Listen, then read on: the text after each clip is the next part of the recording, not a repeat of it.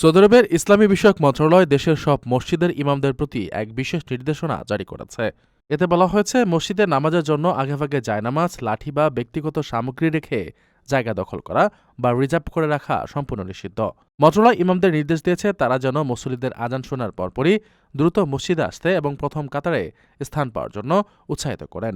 মন্ত্রণালয়ের প্রজ্ঞাপনে স্পষ্ট করা হয়েছে যে মসজিদে বসার অধিকার কেবল তাদেরই যারা আগে আসবেন। শায়েখ ইবনে তাইমিয়ার ফতোয়া উদ্ধৃত করে বলা হয়, নিজে উপস্থিত না থেকে কেবল কোনো বস্তু রেখে জায়গা আটকে রাখা ইসলামী শরীয়তে সর্বসম্মতভাবে হারাম। এ ধরনের কাজ আগে আসা মুসল্লিদের অধিকার হনন করে এবং কাতারের শৃঙ্খলা নষ্ট করে।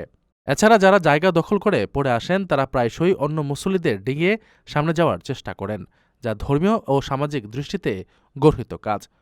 মন্ত্রণালয় ইমামদের প্রজ্ঞার সঙ্গে এ ধরনের সামগ্রী সরিয়ে ফেলার এবং মুসল্লিদের সচেতন করার নির্দেশ দিয়েছে, যাতে মসজিদে শৃঙ্খলা ও ধর্মীয় ভাবগম্ভীর্য বজায় থাকে। প্রবাসীদের জন্য নির্মাণ হচ্ছে দেশের প্রথম স্মার্ট সিটি, যেখানে থাকছে স্কুল, মসজিদ, হাসপাতাল, সুইমিং পুল, হেলিপ্যাড, পাঠাগার, জিম, সুপারমার্কেট, শিশু পার্ক সহ সকল নাগরিক সুবিধা। মাত্র ৩০ লাখ টাকা বিনিয়োগে মিলছে আকর্ষণীয় ফ্ল্যাট। প্লাটিনাম ইনভেস্টরদের জন্য ঢাকা বিমানবন্দরে ভিআইপি প্রোটোকল সুবিধা। বিস্তারিত জানতে যোগাযোগ করুন স্ক্রিনে দেয়া হোয়াটসঅ্যাপ অথবা ইমো নাম্বারে।